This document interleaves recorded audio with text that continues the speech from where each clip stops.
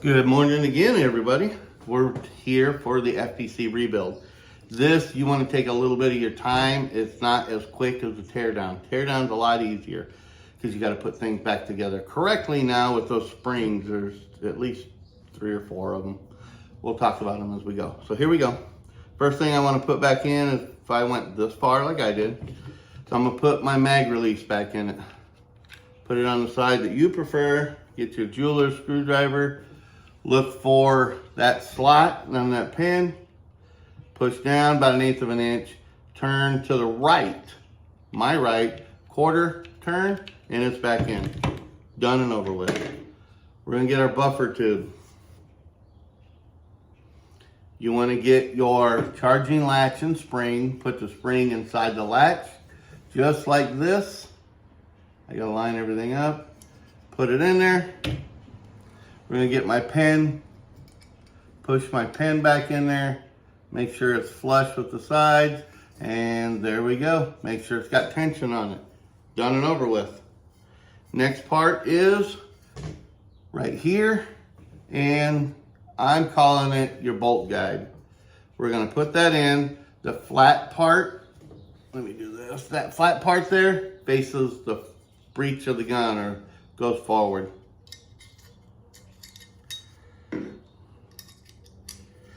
Just like that.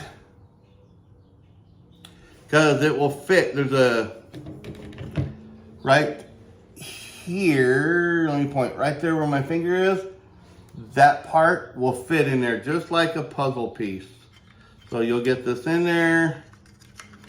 Let me put it back in here. And it will pretty much, there you go, snap together. Just like that. You may have to hold it a little bit. But here's where the interesting part comes.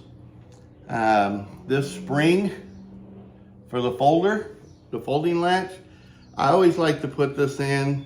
It's gonna go about right in here because you can see right here is a big divot. Let me hold all that together. See that divot right there?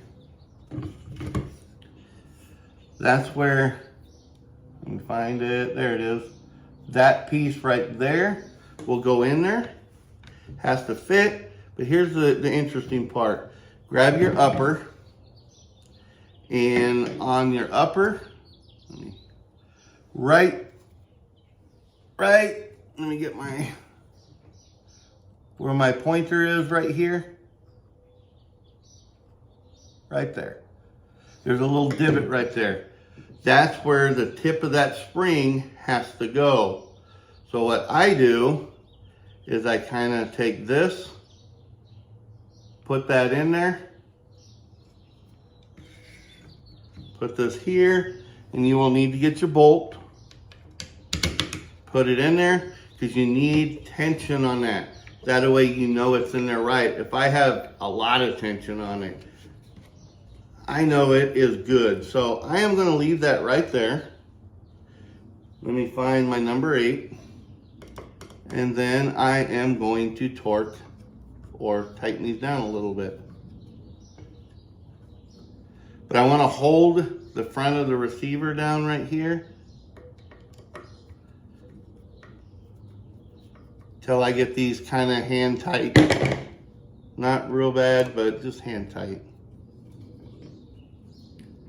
Because if you don't hold the front of this receiver, I'm using my forearm to do it, that spring will pop right out. And it will get frustrating. So there we go. And these back screws, I do in an X pattern. When I called Smith & Wesson, there was no torque specs on them, just hand tighten. And that's what I do.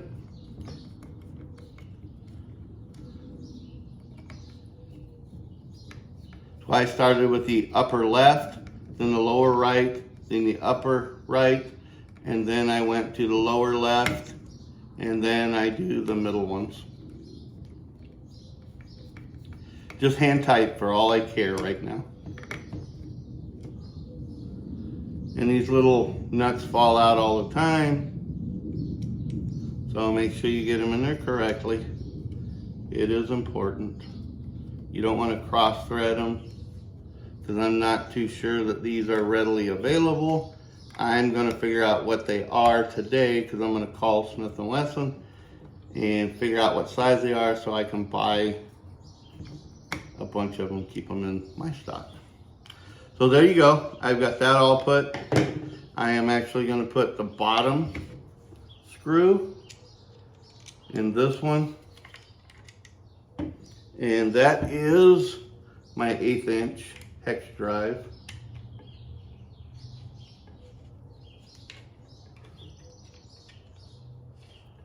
I just want to get that in there so that spring don't go anywhere.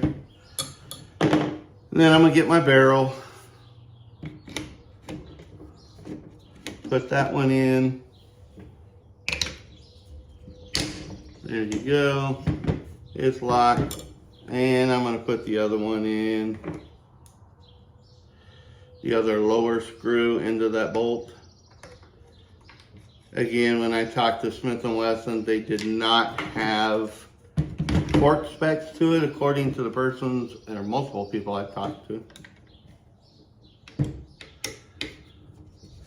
So I'm just going to get them down to where I'm comfortable with, and you should do the same.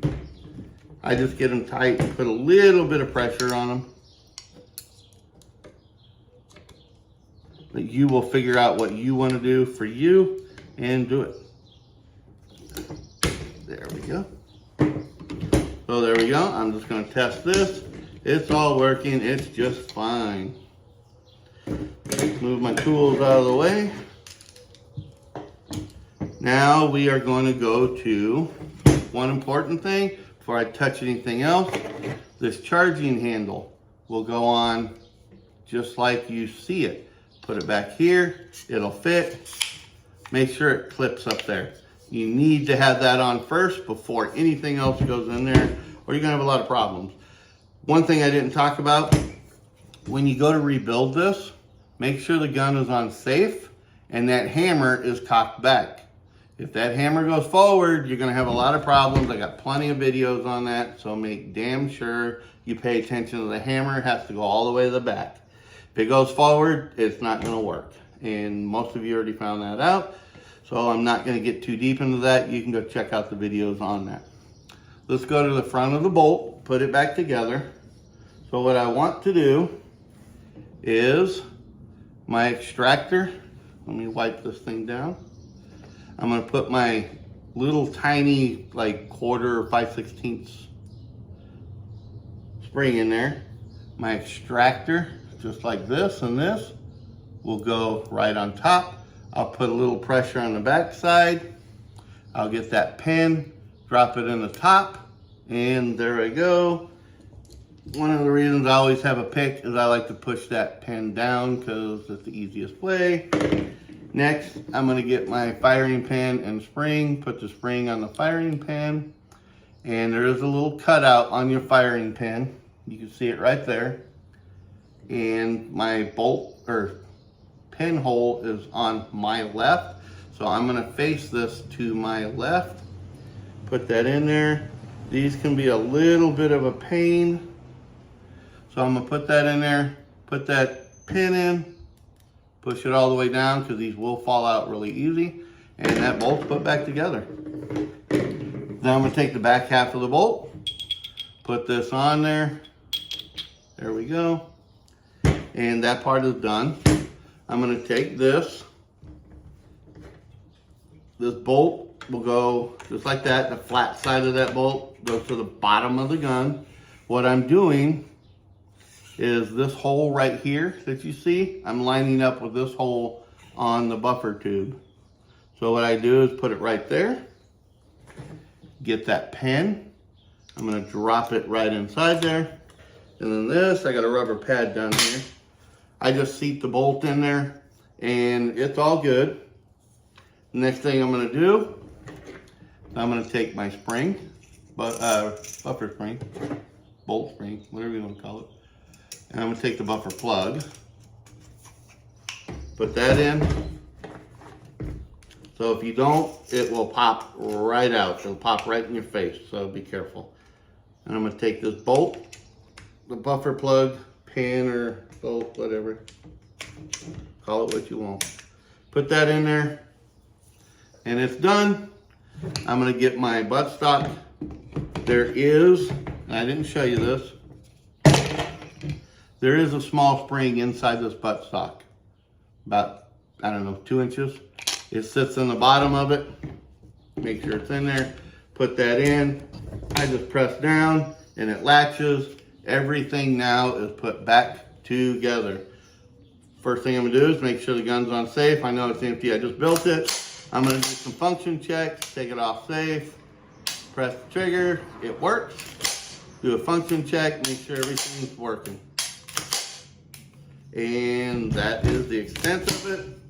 And then what I'll do is find my mark. Oops, my bad. Find my mark. I'm putting my LVP hole back on it. For time constraints, I'm just gonna do, I'll do them all. I lined it up with my mark, so I should be fairly decent. You tighten them all up. These here, I actually torque at 15 to 18 pounds. I do 15 inch pounds, I should say. It's what I torque those at, the same with my rings here. But there we go. Do another function check. Do this. Everything seems to be good. That is everything put back together. So in a nutshell, you'll need to pick, I do, your 9/64 hex key, 1/8 inch hex key, a number 8 Torx, small, probably a little less than an 1/8 inch jeweler screwdriver. And if you are putting on scopes, I always have these little mini bubble levels to put them on here to make sure it's flat as can be. That's the end of it. We don't care about that. I'll do a separate video on the LVPO mounting. But there you go. It's all put back together. And if you have any questions, let me know. I'll post these 2 videos a little bit later. Take care, guys.